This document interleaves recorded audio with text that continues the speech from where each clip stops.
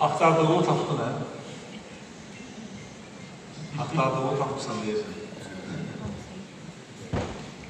Mənim bir yaxın dostum var, yazıcı. Bu axtaran tapar məsələsi ki var, bunu çox gözəl izah eləmişdi, onu xırdalamışdı. Deyirdi ki, bunun əsl mənasında, bunun kökündə bilsən nə durur? Nə? Hökm deyir ki, əsas məsələ bu deyir ki, kiminsə ya nəyinsə arxasınca gedəndə elə onu axtarasansa, o həmən o axtaranda, o prosesdə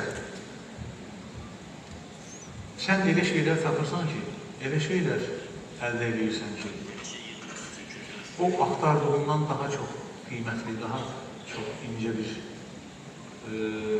əldə edildiği şeylər olur.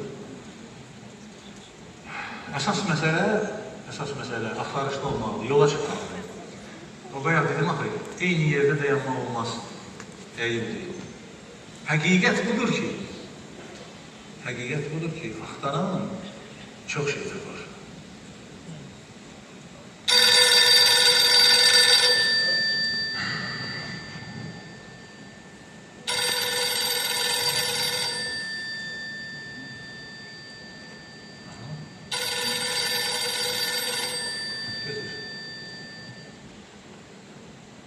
Alo.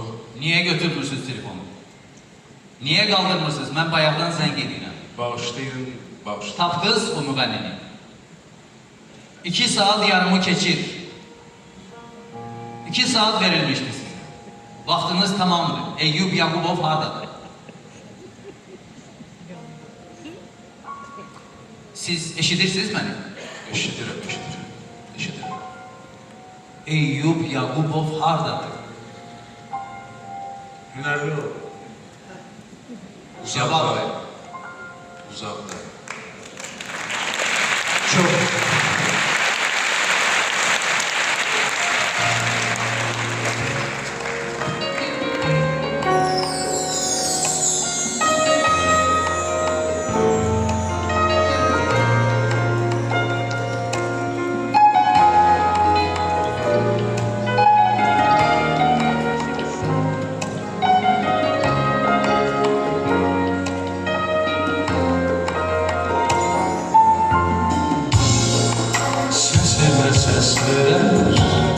Bulundu göğler,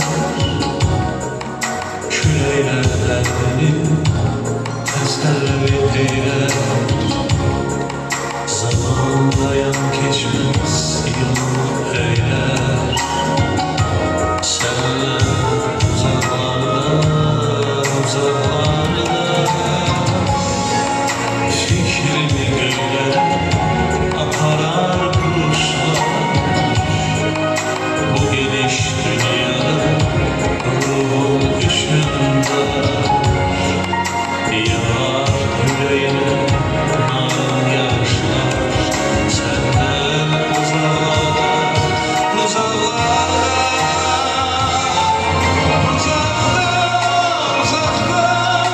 senden uzakta, göyleri körlerde, yüreğin sözlerim uzakta, senden uzakta, sonsuz bir denizde biter izlerim.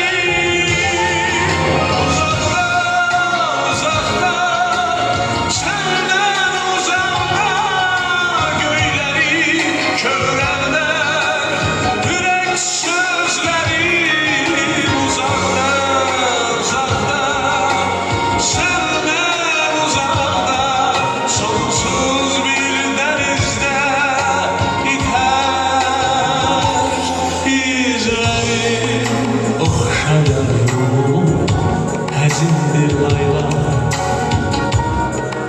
teselli taparan denizle aylar.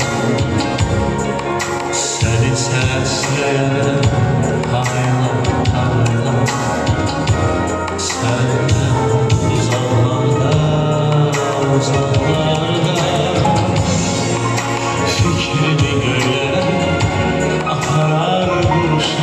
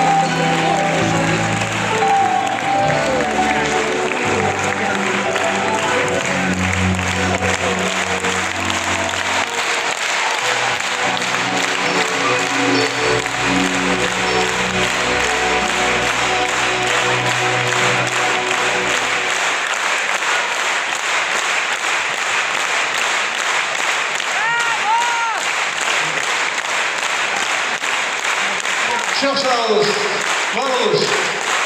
Hamınıza minnətdaram, əziz doğma insanlar. Çox sağ olun. Üstadım Vahid Məşədov.